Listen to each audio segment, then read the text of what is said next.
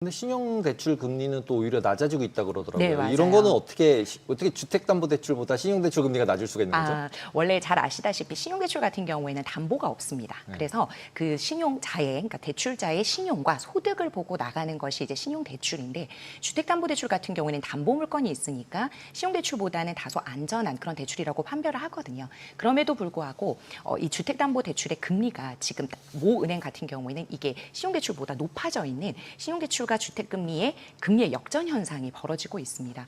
왜냐하면 지금 이 주택담보대출이 가계대출 총량 규모를 훨씬 많이 차지하기 때문인데요. 지금 이렇게 627 대책이나 스트레스 DSR 등으로 가계대출 총량 규모를 억제하기 위해서 여러 가지 대책이 나오고 있는데, 주택담보대출의 금리를 형성하는 요소 자체가 조달금리 플러스 가상금리에 각 차주별 우대금리가 적용이 되어서 최종 대출 금리가 산정이 되는 건데, 이 가상금리를 함부로 낮추지 못하는 게, 가상금리를 낮춰서 그 신용 차주의 대출 금리가 낮아져 버리면 신규 차주가 유입이 될 수도 있고, 여러 가지 대출 받기가 좋은 환경이 열려버리면 가계대출 총량 규모가 늘어나는 효과가 있을 수 있거든요. 그래서 전반적으로 주택담보대출은 많이 나가니까 거기에 있는 이제 금리는 조금 올리고, 또는 낮아지는 그 폭 자체, 그러니까 예를 들어서 4.5%였다면 지금 한 4.23% 정도로 많이 내려와 있는데, 신용대출 같은 경우에는 4%대 중후반에서 지금 4%대 초반까지도 많이 형성되어 있거든요. 그러니까 그 감소폭 자체가 신용대출이 훨씬 많이 됐다.